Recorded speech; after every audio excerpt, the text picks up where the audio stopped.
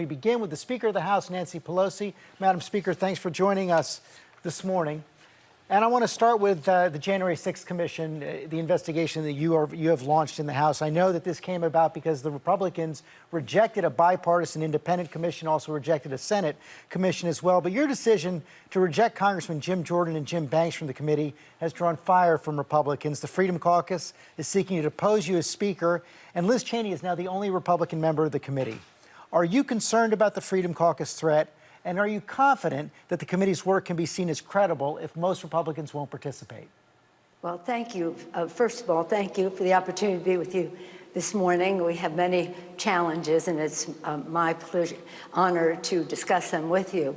First of all, no, I'm not concerned about any threat from the Freedom Caucus. We get those every day of the week. Our confidence that we have in the work of our bipartisan committee that we have now, Select Committee, led by Chairman Benny Thompson, bipartisan with the participation of a very courageous member of Congress, Congresswoman Liz Cheney, is high. My confidence is high. I do believe that the work of this committee, in order to retain the confidence of the American people, must act in a way that has no partisanship, is all about patriotism. And I'm very proud of the members of the committee, and I'm certain that they will accomplish that goal. We have to, again, ignore the antics of those who do not want to find the truth. We will find the truth. That truth will have the confidence of the American people because it will be done patriotically and not in a partisan way. Will you be appointing more Republicans to the committee like Congressman Adam Kinzinger? That would be my plan. So when will that be announced? Perhaps after I speak to Adam Kinzinger.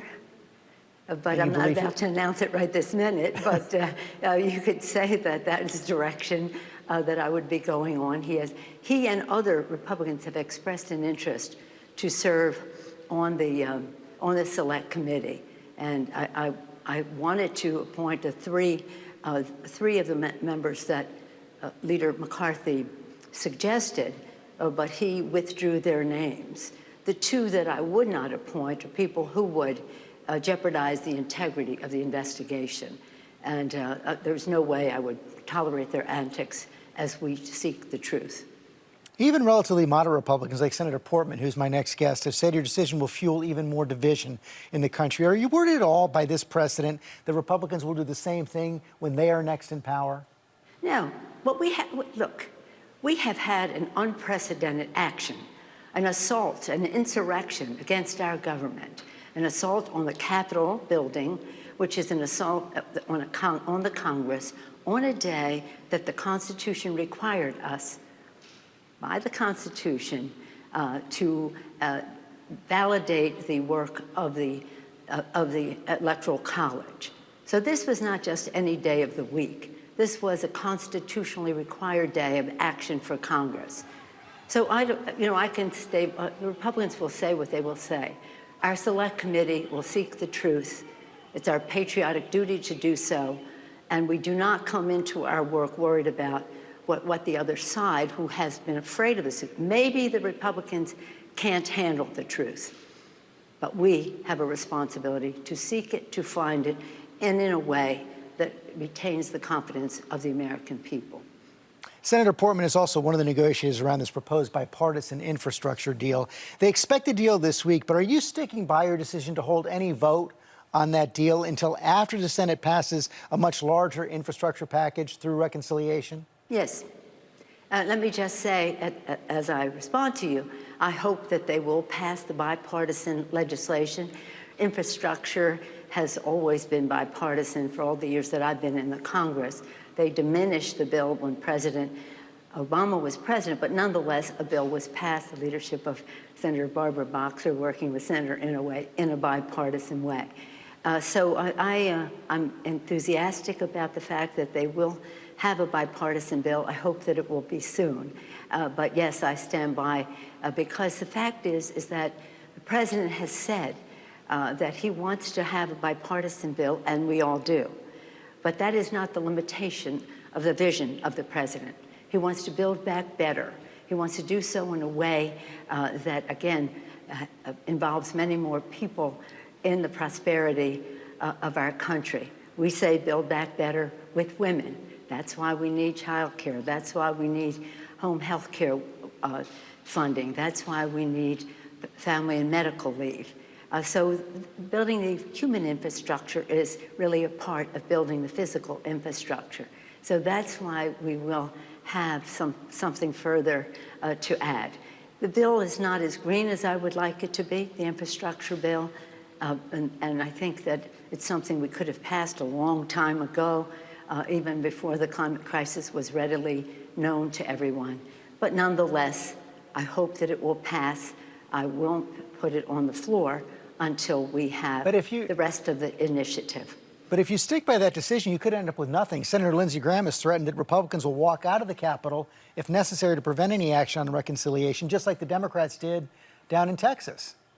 Well, let me just say, you talk to Lindsey Graham about what he says. I'm telling you what's going to happen in the House of Representatives, and that is that we are rooting for the infrastructure bill to pass, but we all know that more needs to be done if we're going to build back better. And we're very proud of President Biden for the leadership that he has provided, taking us down this path, starting with the rescue package earlier in the spring, putting vaccines in the arms of American people, money in their pockets, children prepared to be safely back in school, many more people back in the workplace safely.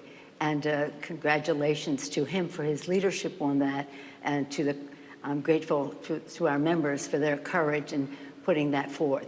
The infrastructure bill is a very important step in building back, but we want to do it better, and that's what we intend to do. It also means the Democrats might be forced to raise the debt limit on their own. You heard Senator McConnell this week say that it would have to be done through reconciliation. Republicans are not going to vote for it. Do you have the votes to raise the debt limit with Democrats alone? Well, it's interesting about Senator McConnell. He raised the debt limit had to be addressed 3 times under President Trump, and Democrats cooperated 2 of the times, and then the 3rd time was just to change the date. And it's so funny because he's always been there to be an obstruction to a Democratic president. The full faith and credit of the United States is never to be placed in doubt. It is in the Constitution, and it will be respected. With Republican obstinance in years gone by, even our credit rating was in question and reduced because of the question. Let there be no question. We will address the debt limit. Finally, I do want to ask you about COVID. We're seeing this Delta variant sweep through the country right now. You've had some outbreaks in the House as well. Is it time to mask up again in the House, and will you be wearing your own mask more often? Well, I wore my mask here, but as to whether we do so on the House floor, that is a decision of the House, the Capitol physician, and he will give us his recommendation about it. But let me once again praise President Biden. Right from the start, the president has been just on the job, making vaccine available in every nook and cranny of our country, available every place, urging people to be vaccinated. It's really important that that happen. And he has made that happen by having an abundance of vaccines available for that. This is a vaccine, I've been working on vaccines for a long time because of COVID.